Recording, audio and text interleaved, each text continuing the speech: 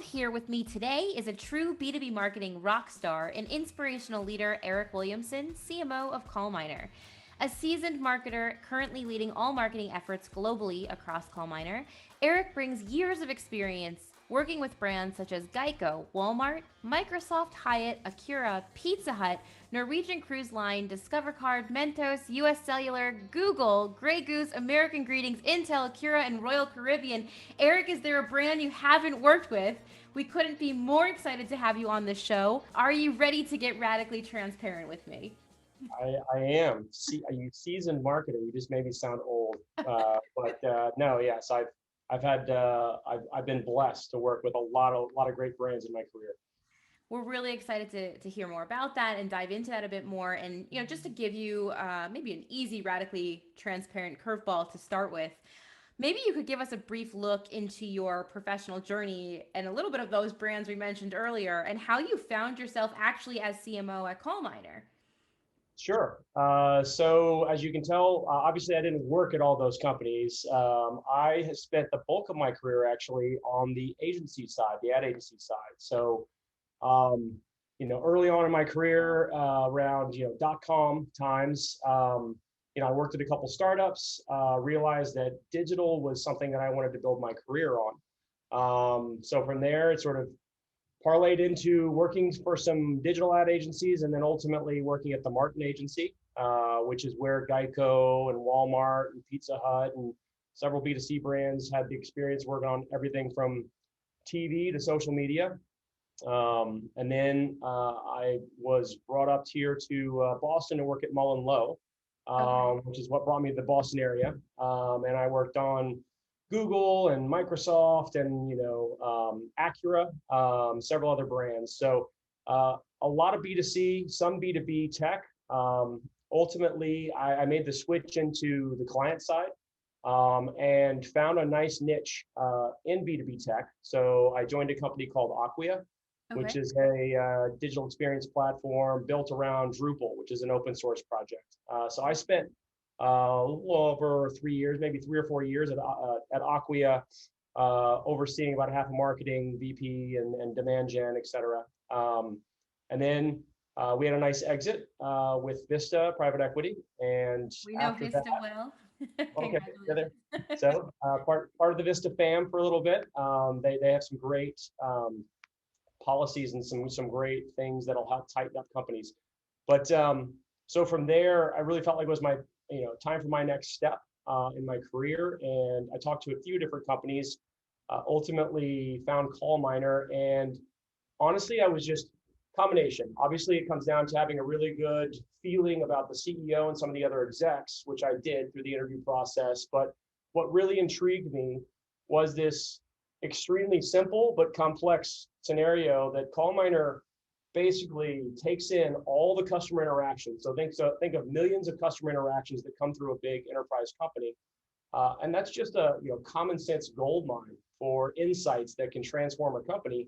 But it is so hard to actually find those insights and then scale them and get them to the right into the right hands. So to me, one, I knew this was a hot industry, but two, just that general value proposition was intriguing to me. I saw the potential.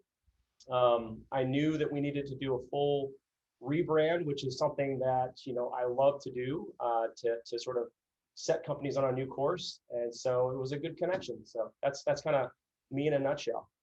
I love it. And I think what's really fascinating, we've had a lot of guests on the show, and you can either be an accidental marketer or you can be, a by choice marketer. And what I love about your experience, and especially now in the B2B space, and we'll maybe talk about this a little later on, but in today's world, there's so much talk about how B2B marketing needs to be done more like B2C and kind of build those connections, relationships, and have meaningful connections with your customers and clients. And I feel the B2C guys who have that experience behind them, you guys know how to do it. So I'm really looking forward to hearing some of your answers later on. What I do want to just quickly, for those listening with CallMiner, I know you gave a value proposition a moment ago, but could you just share with us the value or what exactly again is CallMiner and what do you guys do? Sure, no problem. So CallMiner, obviously, we're a technology company, but at its heart, what CallMiner does is our platform, it pulls in. So think of any large enterprise company that has either a contact center, like a customer service center with lots of Okay. agents. All of us have texted one of those or called in because we had a problem. Or think of any large enterprise organization that has an outbound sort of B2B sales, like inside sales organization. So companies like that use our platform to pull in all of those interactions, whether they be phone calls or texts or chats, and Okay. ingest all that information, all those interactions. But if you think about those interactions, inside all those interactions, one, you've got the customer service agent that needs a dashboard to be able to see their script, but also adjust to the different recommendations based on what our platform is telling them to do. So at the contact center level, it's operational efficiency. But if you just think about the insights and trends that can come from millions of those interactions, so our platform, through artificial intelligence, it gleans all those insights, finds the ones that are the most actionable, and we're able to make sure those get delivered to the marketing team, the product team for R&D, to finance. So all the different departments in the organization that typically we're not able to tap into those insights now can do that through our platform.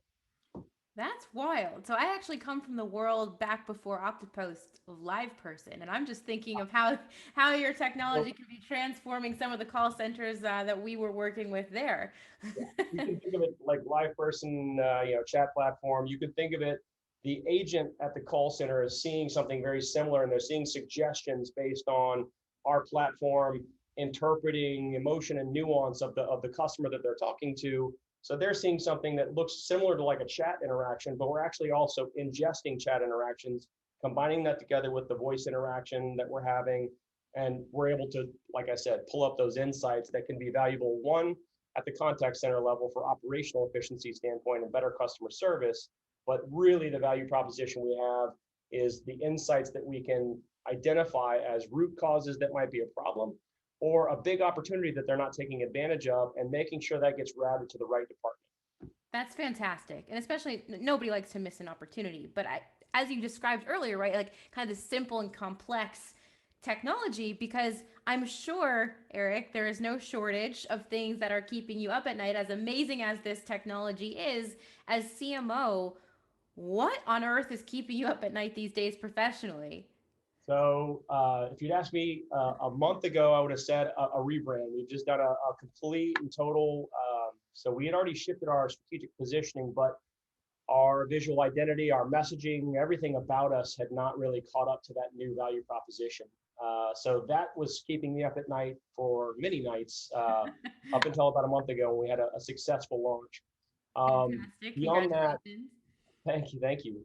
Beyond that, you ask any CMO, especially one that works in B2B tech, and their answer should be, write it down if you need to, but your answer should always be pipeline, future CMOs. That's what keeps me up at night. If you ask anybody on the marketing department, what is their objective, regardless of whether they are the head of PR or whether they actually work in demand gen, their answer is going to be pipeline. Mhm. That's ultimately, if you unpack everything we do in marketing, it's there to drive gross additions to our pipeline through marketing sourced, but also we support sales and we support channel so that all three sources are driving pipeline. Beyond that, I worry about the balance of the campaigns that we're investing our time and money into. And essentially, we've got all of our always on sort of drumbeat campaigns of paid search and remarketing and things like that, but also bespoke campaigns that are out there for our inbound or for our account-based marketing. So I worry about that balance and making sure I've got the right mix of things out in the market. So, listen, pipeline is a scary thing.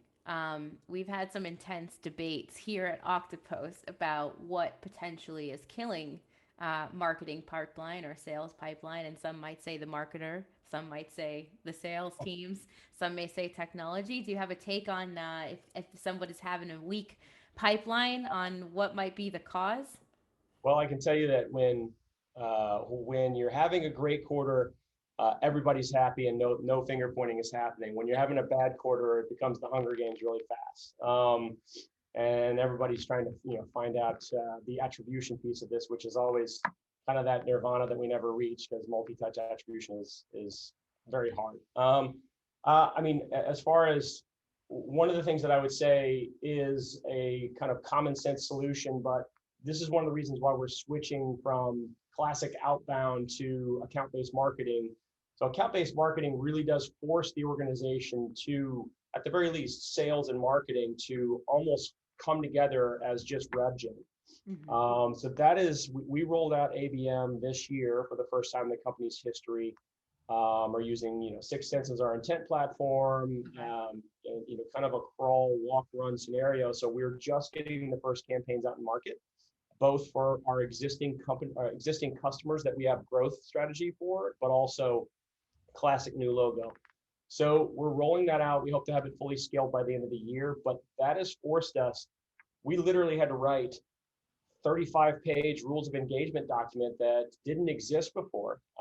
We had to do this, so it forced us to be a little bit more process oriented, but it forced sales and marketing to just get more tightly aligned, which is always a good thing. I would agree with you there. Now, to shift our pipeline hats, we'll take those off for a moment because that can definitely get heated real fast. People often ask me what makes a great brand, and I usually will say back that it's the people, hands down, right? Because what's behind a brand is people.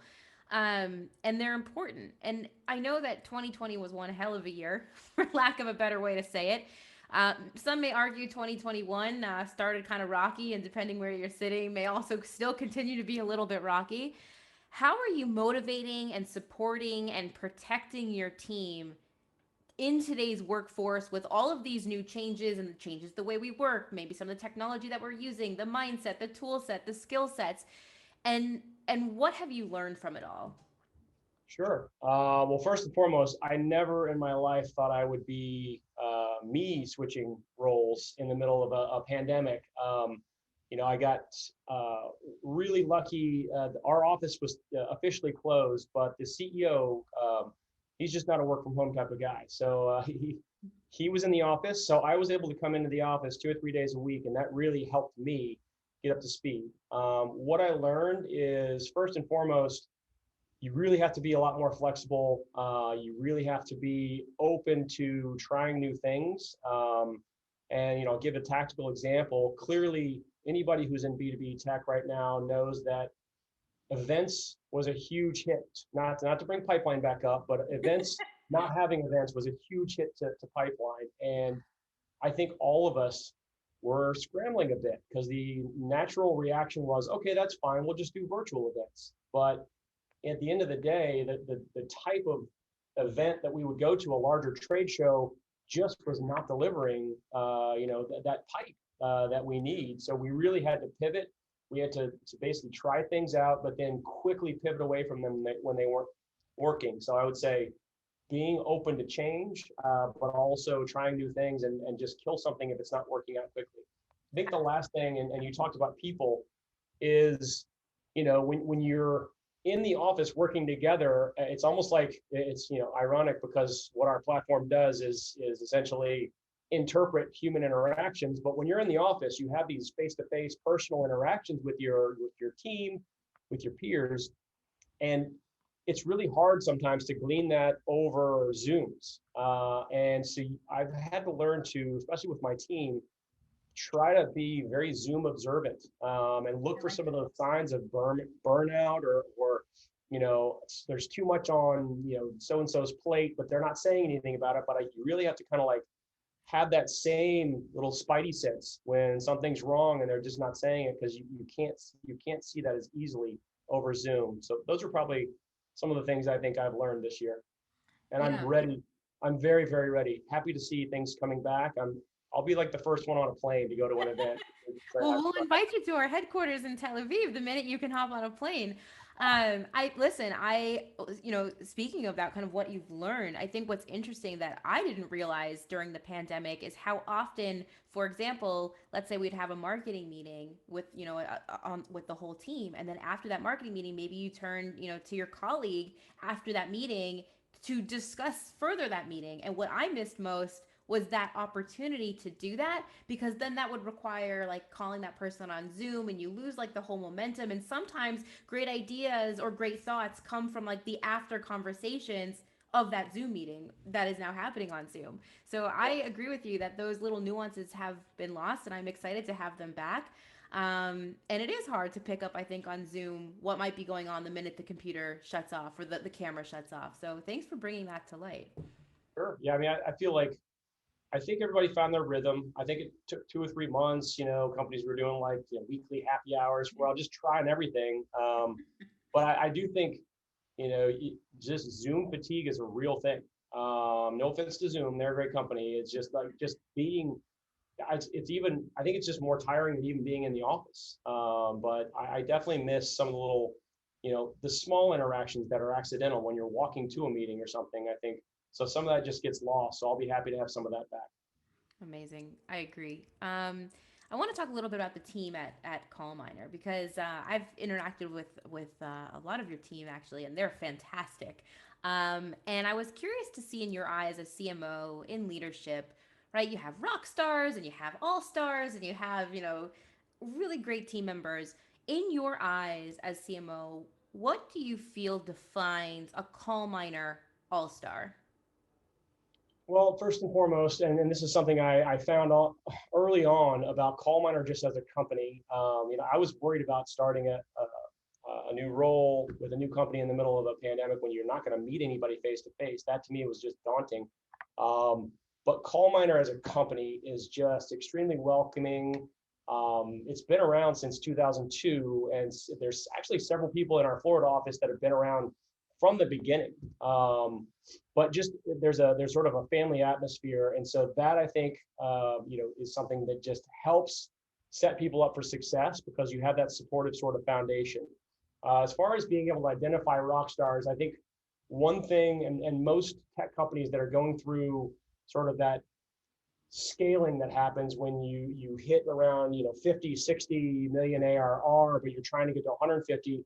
There is this transition period where you don't want to lose that family DNA, but you do have to bring in a lot of new talent and new thoughts and ideas from just kind of the older school way of thinking. So there is a lot of new people that are joining, I think the sign of a rock star here for me are people who have been through that scaling experience, people who can come in and implement some of the rigor and process that we need without completely throwing away our old DNA and our old culture, because I think that is the foundation for our success.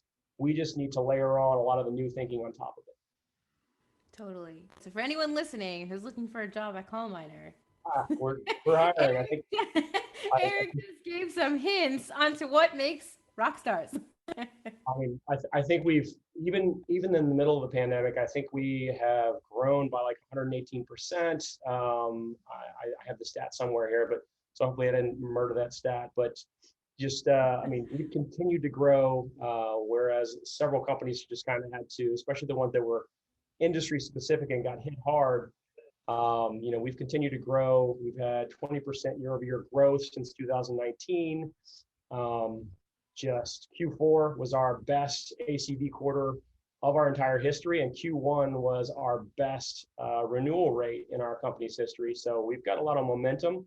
So absolutely, if you are looking for a really exciting job and a really fun ride while we scale, please call us up.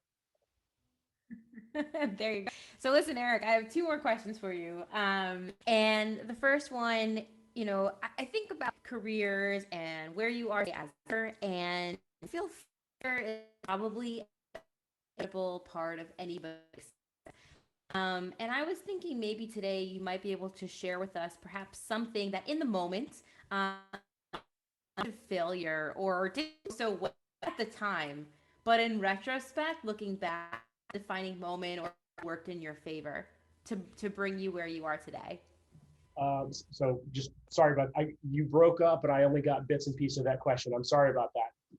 But I heard something about, I think the question was about what are some failures and what have you learned, or is that what the question was? I couldn't hear it. More or less, yeah. So failures are an inevitable part of success. So if there's anything in your career journey, for example, that at the time you really thought, "Oh wow, this is horrible. How could this have happened?" And then in retrospect, might have been the best thing to have happened or to get you where you are today. Sure.